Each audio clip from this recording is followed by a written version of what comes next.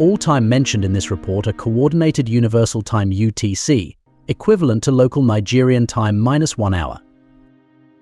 On the 23rd of April 2024 at 7:20 hours, an MD-82 aircraft with nationality and registration marks 5 November Bravo Kilo India, operated by Dana Airlines Limited as Danako 352, departed Nnamdi Azikiwe International Airport, Abuja, for Murtala Mohammed International Airport, Lagos. On board were 89 persons, including 6 crew members, with a fuel endurance of 2 hours and 50 minutes.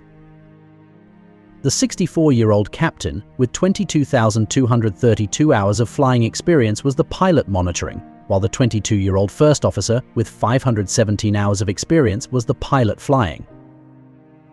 At about 7:37 hours, Danako 352 was airborne and climbed to flight level 300. Its cruising level is cleared. At about 8:20 hours, after descent out of flight level 300, Danako 352 was handed over to the Lagos Tower, reported its position as 13 miles on the localizer runway 18 left, and was instructed by the tower to continue its approach. On the final approach to runway 18 left, the pilot flying called for gear down, and the pilot monitoring selected landing gears down. 2 green lights and a red light for the nose landing gear were observed by the crew. The crew informed Tower of the intention to go around. During the go-around, the crew requested Tower to confirm that the nose gear was down. Tower confirmed that the gear was down, and the crew continued with the missed approach.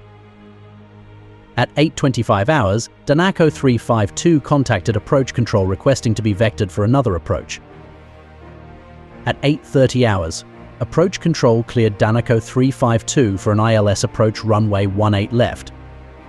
At 8:33 hours, Danako 352 contacted Tower, reporting 9 miles touchdown runway 18 left, and was given weather information 800 UTC and wind 350 degrees at 5 knots, runway 18 left, cleared to land caution runway surface damp. As the crew selected the landing flap position, the landing gear configuration warning came on and continued until the aircraft touched down. At about 8:38 hours, Danako 352 touched down runway 18 left. According to the pilot, the landing was soft. During the landing roll, the pilot deployed speed brakes, after which thrust reversers were deployed and the nose of the aircraft was lowered. At this point, the crew stated that severe vibration was accompanied by a loud noise from the nose landing gear area. On reaching 80 knots, the pilot noticed the collapse of the nose landing gear, followed by a loss of directional control. The aircraft then veered off to the left and exited the runway at about 2,094 meters from the threshold. It continued on the grass verge, crossed the paved Link 6, and stopped at about 2,343 meters from the threshold, about 36 meters from the runway central line.